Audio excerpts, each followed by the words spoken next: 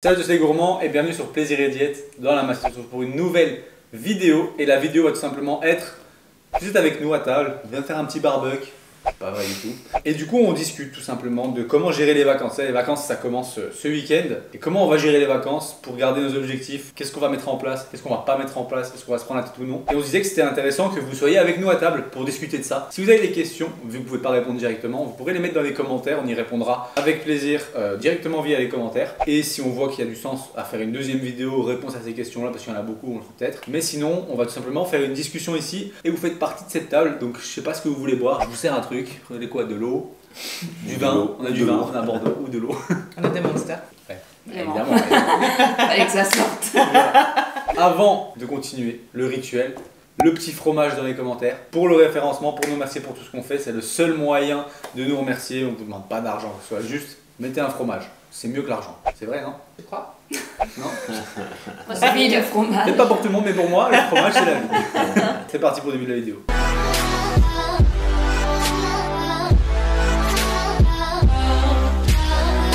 Je vous dis, voilà, moi, là, la semaine prochaine, je pars en vacances, je pars à Florence et je vais visiter, manger des pizzas. C'est cool quand même. Je vais partir là-bas et comment je vais faire pour atteindre mes objectifs? Actuellement, voilà, j'aimerais quand même maintenir ma masse musculaire, donc m'entraîner, donc je vais essayer de faire mes séances, etc. Du coup, comment je vais m'y prendre? Et pareil, au niveau diète, j'ai quand même un total calorique à respecter, des protéines, etc. Qu'est-ce que je vais faire? Qu'est-ce que je vais mettre en place? La première chose déjà pour on va dire, partir en vacances et pouvoir s'entraîner, la première chose que je fais, c'est a priori au début, regarder un petit peu au niveau des salles de sport à dispo. Ouais, c'était obligé que ça c'est un truc cool, tu vois. Après, est-ce que c'est quelque chose que je fais à l'avance? Pour ma part, si c'est quelque chose à prévoir à l'avance, qu'est-ce que je fais? Je regarde un peu s'il n'y a pas un hôtel avec une salle. Ouais, ça, c'est le plus directement, c'est souvent ce qu'on fait. Soit un hôtel avec une salle, soit trouver les salles qui y a autour. Ça peut être aussi l'occasion de visiter des salles stylées. Airbnb à côté de la salle de sport. Ouais. Ça, c'est pas mal. Après, honnêtement, vous le faites tous? Tout dépend. Vous regardez toujours s'il y a une salle autour? Ouais. Moi, je fais tout le temps. Après, nous, quand on était en déplacement Ouais. en Asie, en vrai, on arrivait dans l'endroit et on mettait les gyms au moment où on arrivait en fait, pour voir un peu où on était, parce que des trucs que tu vois pas quand t'es pas là et tout. Mais sinon, ouais, en règle générale, c'est ce qu'on fait. Après, honnêtement, est-ce que c'est quelque chose d'essentiel? Tout dépend de vos objectifs, évidemment, et tout dépend un petit peu de comment votre rapport à l'entraînement. Si c'est pour vous faire du bien et bien commencer la journée, c'est nickel. Après, voilà, comment vous voyez vos vacances? Est-ce que c'est long? Est-ce que c'est pas long? Est-ce que c'est vraiment important pour vous de vous entraîner ou non? Oui, parce que genre, si tu pars 2-3 jours, c'est pas la peine de checker une salle sur place. Tu peux organiser tes entraînements autour de ce déplacement. Mais j'ai envie de te dire, même sur 2 semaines, tu vois. Ah oui, c'est totalement ok de choisir de partir 2 semaines full vacances et de pas s'entraîner. Vous n'allez pas perdre beaucoup de muscles. De base, en plus, on reste toujours actif quand on est en vacances parce qu'on veut visiter, on marche beaucoup plus, donc... C'est ce que je dis. Et en termes d'activité, ça change peu de choses en fait. Si tu visites beaucoup, si tu fais des activités sportives, En général, à mes clients en coaching, quand ils partent en vacances, je leur dis souvent, mais vous n'avez pas vous entraîner en fait. Genre, je dis pas, je dis ce qu'on va faire, c'est que en fait, si déjà on prend genre juste un bête exemple, si tu as d'habitude 5000 pas par jour et que là tu passes à 15, tu vois, parce que 15 000 pas ça se fait quand même vite en vacances quand tu visites. 15 000 pas, ça fait quand même presque 200 calories de plus de dépenses caloriques liées à l'activité. Mais si tu fais ça 7 jours par semaine, parce que tu es en vacances pendant une semaine, ça te fait 1400 calories. 1400 calories, ça fait combien de training? Ça fait entre 3 à 5 trainings en fonction des poids de corps. Mais finalement, est-ce que vous avez besoin de vous entraîner? Non, si vous passez du temps à visiter, vous n'allez pas avoir d'impact si votre objectif c'est juste une perte de gras. Après, si vous voulez avoir si vous avez peur de perdre du muscle, est-ce que vraiment on perd du muscle sur 2 semaines? Non.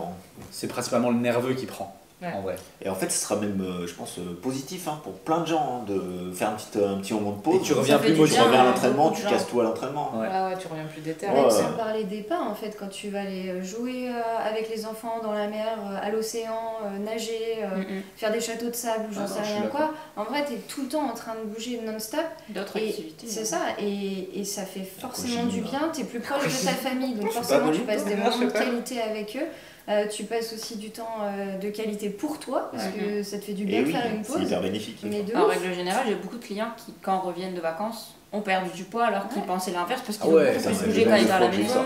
C'est des gens qui n'ont pas forcément non plus un NEAT qui est super élevé, et là, le fait de pouvoir passer du bon temps avec ses proches, etc., plus tendance à sortir, et puis évidemment ta dépense elle est... En fait il y en a beaucoup qui pensent que de louper une semaine ou 2 semaines d'entraînement, déjà ils vont perdre en masse musculaire de ouf, ce qui n'est pas le cas heureusement, sinon ça serait dramatique si tu manques une semaine. Sinon on partirait jamais en vacances. C'est parce que ça met la pression de sortir un peu de sa routine et de penser qu'à chaque fois, on le fait parce que c'est comme ça que ça doit se passer, et que dès qu'on est entre guillemets moins actif parce qu'on s'entraîne plus, on pense que voilà, on va perdre. C'est qu'en plus, du coup, l'entraînement devient une contrainte aussi. Parce que tu te mets tellement la pression dessus, il faut pas louper les entraînements. Enfin, ça devient plus un sport fait par passion, ou pour dépassement de soi, ou pour atteindre tes objectifs. Ça devient juste une contrainte que tu t'imposes et dont tu n'arrives pas à te détacher. C'est vrai que si jamais tu as des vacances courtes, je te donne un bête exemple. Quand on était au Japon, là, tu vois, finalement, des fois, si tu es sur peu de temps là-bas, en fait, tu vas pas passer ton temps à aller à la salle. Tu peux pas. Sinon, tu perds beaucoup de temps d'expérience. Et c'est pas quelque chose que tu feras tous les jours. Donc, en vrai, et tu n'auras pas vraiment de perte de muscle. Tu auras, évidemment, les perfs au retour. Je ne dis pas qu'elles sont pareilles. Je dis que par contre, c'est pas vos muscles qui auront impacté ça. C'est vraiment plutôt que votre système nerveux, en fait, lui, il oublie vite. C'est-à-dire que même une semaine, essayez de pas vous entraîner une semaine. Par exemple, si vous avez que 3 séances par semaine, essayez sur 14 jours de caler des 6 séances sur les 7 premiers jours et puis de faire une semaine off. Sur le papier, vous avez fait le même volume. Mais je vous garantis qu'après ces 7 jours off, les courbatures elles vont être violentes tout simplement parce que le système nerveux, il a déjà décroché, en fait. Il a déjà perdu cette habitude. Et c'est pas pour autant que vous serez moins performant. En fait, peut-être que vous allez avoir du mal une semaine parce que le système nerveux il doit se remettre dedans. Mais après une semaine, les perfs sont pareils, voire même déjà remontés. Donc vraiment, c'est pas quelque chose pour lequel il faut se stresser. La partie entraînement en vacances, je voulais commencer par ça. C'est parce qu'en fait, vous pouvez accepter de faire un break total. Il n'y a vraiment pas d'intérêt à se dire il faut absolument que je m'entraîne, etc. Mais voilà, dans certains cas précis où c'est un plaisir, ou alors ça rythme nos journées, ou parce qu'on a un objectif à court terme ou à moyen terme, ça peut avoir du sens de le faire, mais c'est pas obligatoire, quoi. Après, dans notre cas au Japon, vous allez peut-être vous dire pourquoi eux ils ont absolument voulu chercher une salle, parce qu'on avait précisé qu'on galérait à trouver une salle, mais faut pas oublier qu'on était parti déjà depuis 5 mois. Si honnêtement on était parti que 2 ou 3 semaines, on aurait skip et on se serait pas cassé la tête avec la salle. Mais là, voilà, nous c'était différent, donc faut pas non plus se dire pourquoi vous avez absolument voulu chercher. Oui, certes, ça rythme nos journées, ça fait plaisir de s'entraîner, mais honnêtement, si on n'avait pas pu, parce qu'on a quand même eu du mal au Japon de s'entraîner, on n'aurait pas forcé au bout de 2 semaines. On est resté plus longtemps pour ça aussi. Parce que justement, à un moment donné, on se rend compte qu'il n'y avait pas moyen de prendre de salle et on s'est dit quoi ? On s'est dit on va juste rentrer plus tôt, faire plus de choses par jour et du coup pas aller à la salle. Parce qu'en vrai, on a pris plus longtemps parce qu'on aime bien en faire un mode de vie plutôt que juste visite. Mais si jamais c'était le cas, on aurait juste changé nos plans. On serait rentré plus tôt, mais on aurait fait que de la visite, ce qui est totalement quelque chose de jouable. Et nous, on a la chance de pouvoir gérer sur 1 mois plutôt que 2 semaines, mais sinon, on n'aurait pas été s'entraîner en vrai, tu vois. Ouais, parce qu'il ne faut pas oublier que pour la plupart des gens, les vacances d'été, c'est vraiment quasiment leurs seules vacances de l'année. C'est le moment où ils partent, donc il ne faut pas se prendre la tête avec la salle. Vraiment. Et puis, il ne faut pas perdre de vue non plus que de toute façon, la progression, en changeant de salle, elle sera perturbée. Parce que les machines sont différentes, parce que les poids sont différents. Tiens, comment faire, Cédric, quand c'est comme ça ? Jusqu'à la mort. Poids max jusqu'à la mort. Non mais je rigole à je rigole à peine. Vous prenez une charge qui vous permet de faire le nombre de répétitions que vous faites habituellement et vous envoyez jusqu'à la mort. Et si ça fait 2-3 reps de plus que prévu, c'est totalement ok. Si ça fait 2-3 reps de moins, c'est ok aussi. Le but c'est juste de viser un nombre de reps qui est plus ou moins proche d'habitude. Donc ça veut dire que les premières reps quand vous les faites, il faut que ça se ressente un peu comme d'habitude. Vous faites ces reps, c'est aussi dur que d'habitude les premières, et après, si ça en fait plus ou moins, peu importe. Ne vous dites pas, chez moi je mettais 27 kilos, c'est pas la même machine, c'est pas la même démultiplication, c'est pas la même position. Donc ça vous permettra de maintenir la masse musculaire, voire même potentiellement d'en prendre un peu si vous avez vraiment à l'échec. Deuxième chose qui est possible aussi, c'est juste, vous prenez 2 ou 3 élastiques Décathlon dans votre sac. Vous pouvez faire comme ça et pas vous prendre la tête non plus. Moi, c'est ce que j'ai fait pendant quelques temps. Tu veux dire training poids du corps ? Poids du corps, élastique. Mais moi je fais souvent ça. Quand je pars en pareil, vacances, jusqu'à la mort, tu vois. Ça met un stimulus entraînement et ça vous fait du bien, surtout ça vous fait le bien que vous procure l'entraînement et l'après-entraînement, il sera là. Vous maintiendrez la masse musculaire, le développement un peu et ce sera du plaisir en vrai. Donc si ça vous permet, il y a aussi ça qui est possible. Moi j'ai beaucoup de clients, ils font juste ça. Où ils partent en voiture, ils prennent la mallette Décathlon de 20 kg et ils font juste ça suffit totalement. Même si ça dure que 30 minutes. Il ne faut pas que ça devienne une charge mentale de vouloir s'entraîner à tout prix en fait. Mais c'est ça, si ça pose un problème même de prendre le matos, faites pas, ça peut gâcher les vacances en fait. Bien sûr, de se dire j'avais prévu de me faire même un petit training, je l'ai pas fait, stressé et tout, non. Autant pas le faire. Donc moi souvent je dis aux personnes que j'ai en coaching, ne t'entraîne pas. Ouais, moi c'est ce que je disais. Bouge un maximum. Mon conseil c'est bouge un maximum, fais-toi plaisir, sors, va marcher, visite de nouveaux endroits. Si tu as l'occasion d'aller nager, va nager. Si tu as l'occasion d'aller faire des randos, fais des randos. Vélo, profite en fait et la dépense énergétique elle sera largement dépassée Mais c'est ça, c'est que finalement c'est pas la même dépense, c'est plus axé cardio, mais en réalité, sur le papier, ça reste des souvent calories. comme tu disais, t'as une baisse de poids. Parce que il y a ça, et puis en plus, attention, ça peut aussi être lié du fait que vous n'êtes pas entraîné au glycogène qui a été perdu. Vous dites pas, parce que ça arrive souvent. Après ils reprennent l'entraînement, et la semaine d'après, bam, 1 kilo de plus. Et ils se stressent. Mais en fait, juste vous n'êtes pas entraîné pendant 2 semaines, bah, votre glyco il est sorti. Parce qu'en fait, vos muscles, le corps il va aller stocker des sources d'énergie à cet endroit-là, les glucides stockés dans le glycogène musculaire. Quand vous les utilisez, le jour où vous les utilisez pas pendant 1 semaine ou 2, bah, en fait il va les utiliser ailleurs, il va les mettre ailleurs autrement. Et donc vous allez perdre un petit peu en volume visuel, c'est pas de la masse musculaire, c'est le glycogène, donc les glucides qui retiennent de l'eau dans vos muscles pour les rendre plus gros, qui est parti. Et quand vous reprenez, bah, ça va revenir. Mais si ça revient, c'est du poids en eau qui est aussi dans vos muscles en plus. Et donc il y a un petit kilo qui revient, mais voilà. Moi j'ai souvent des gens qui, pour d'autres raisons moins cool, s'arrêtent pendant quelques temps et qui peut-être même au niveau alimentaire gèrent pas trop pendant ce temps-là. Ils reviennent, ils me font trop bien, tu vois. J'ai pas pris 1 kilo, j'ai pas pris 1 gramme. Et puis bah, ils recommencent à s'entraîner et bam, en fait ils reprennent du poids, mais en fait c'est juste qu'ils ont repris le glycogène. Donc c'est vraiment, vous prenez pas la tête non plus parce que l'entraînement vous faire prendre du poids quand vous revenez, quoi. Et de toute façon, du coup, la règle, c'est plutôt quoi? C'est plutôt, tu reviens, te pèse pas. Juste laisse-toi une semaine. Tu sais, mais ne vous pesez pas en rentrant, s'il vous plaît. Attendez-moi une semaine de reprendre votre rythme, votre alimentation, votre sport. Aucun intérêt de se peser le lendemain ou même 2 jours après, c'est pas assez.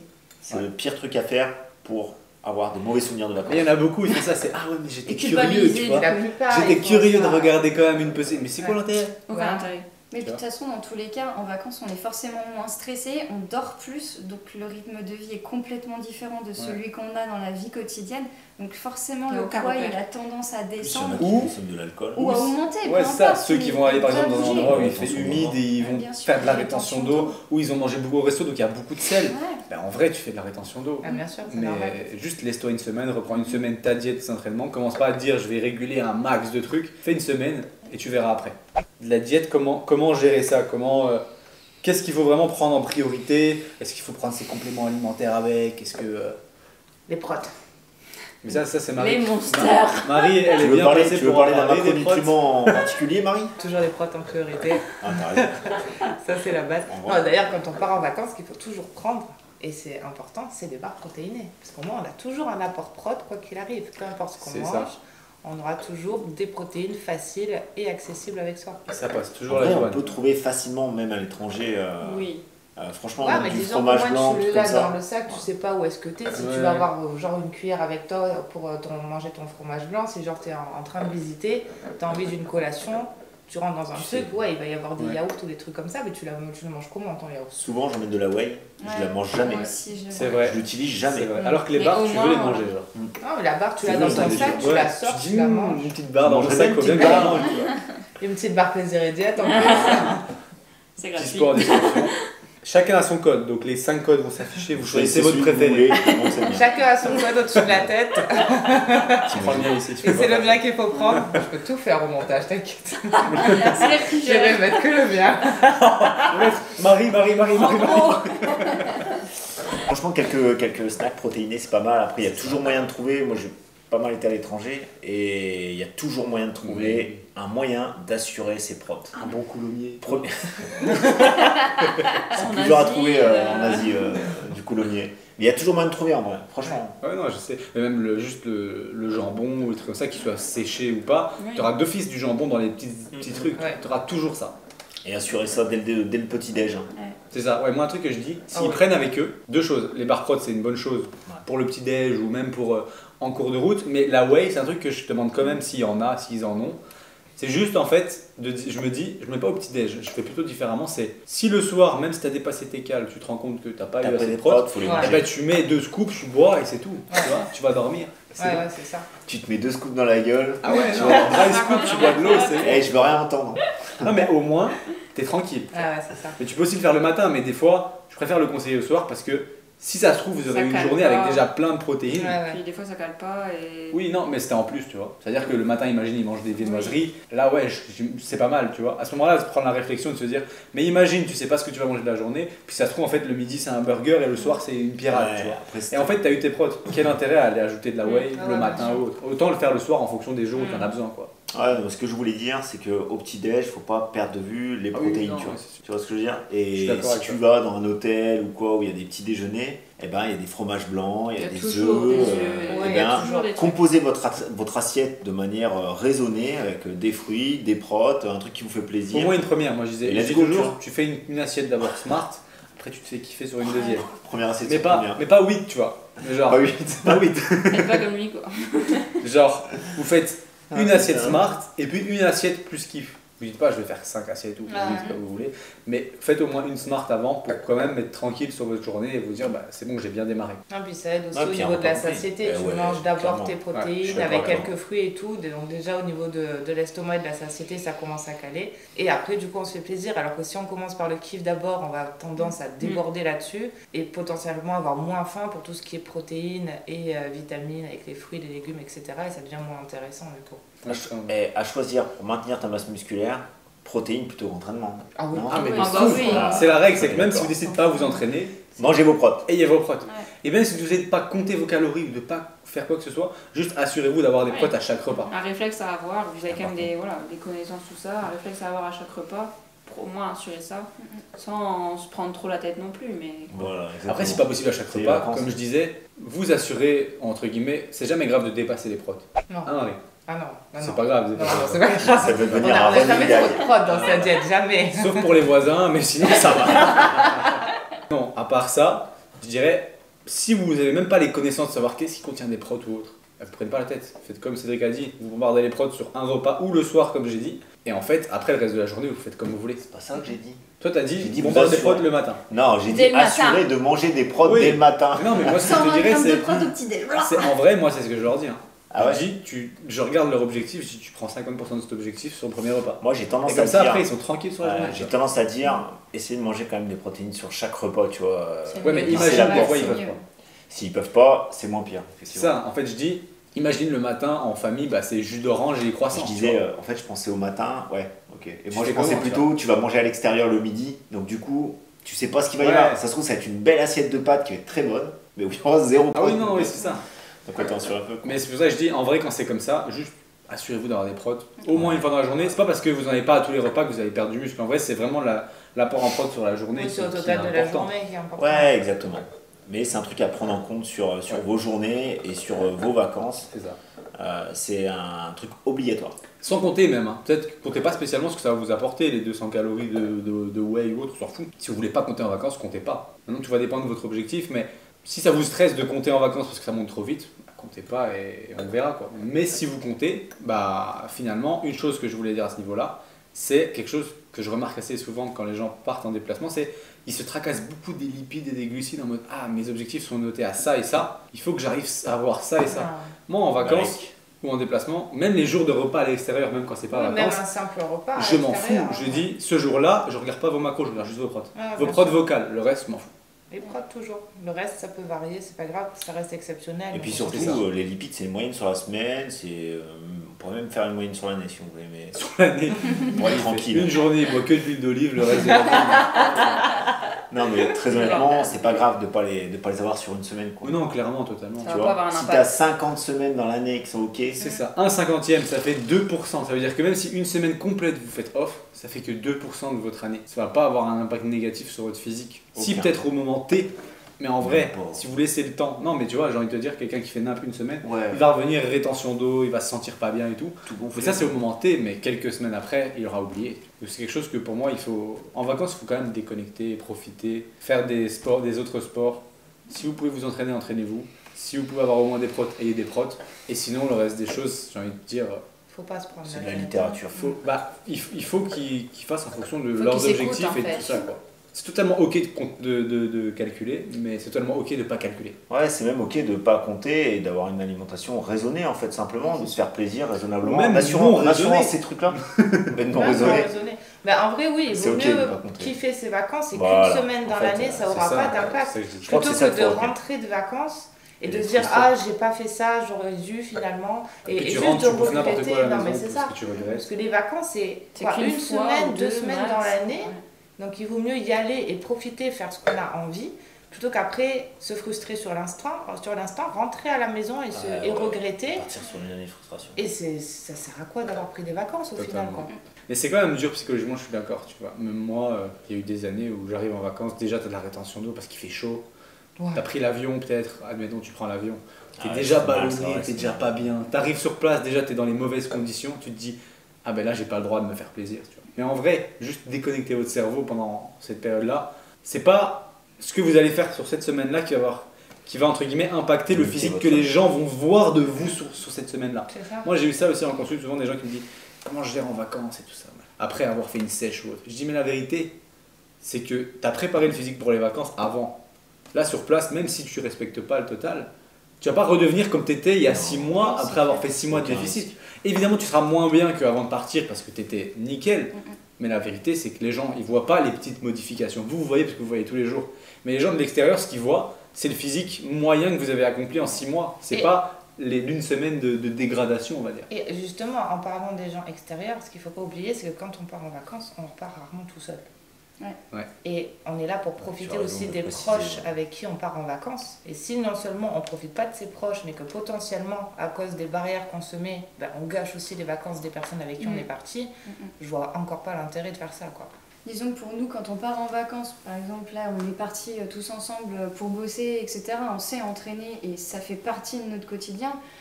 Quand on est parti avec Marie à Rome, c'est pareil, on s'entraînait parce que c'était comme ça. C'est que des personnes ça qui fait font partie on est du même milieu. Mais quand on part en vacances avec nos familles, avec des amis qui s'entraînent pas, c'est ok, c'est normal et on se flagelle pas pour le faire. Non, quand je suis partie en vacances avec ma fille, par exemple, je m'étais pas du tout entraînée à ce moment-là parce que ma fille elle s'entraîne pas et que je vais pas la laisser par exemple à l'hôtel pour partir m'entraîner. Là, juste je me suis pas entraînée et puis voilà. Et j'ai fait exactement la même chose l'année dernière sur plus d'une semaine. Et c'était trop bien. De ouf quoi, c'était trop bien. Et t'as perdu 3-4 kilos de muscle. Mais j'ai absolument rien perdu parce que j'ai mangé mes protes et que je me suis fait ça c'est pas un souci, c'est jamais un souci. Tu vois, ça la phrase. Et le plus important, c'est que vous ne preniez Écoutez-vous, pas la tête. faites-vous kiffer. La vérité, si vous ouvrez la vidéo, c'est ça, écoutez-vous, faites-vous kiffer. On démarre la vidéo au début, c'est ne regardez pas cette vidéo, juste faites-vous kiffer. Écoutez-vous, C'est les vacances, c'est les vacances, merde. et buvez des monsters. Un petit prout, allez, avant que j'éteigne.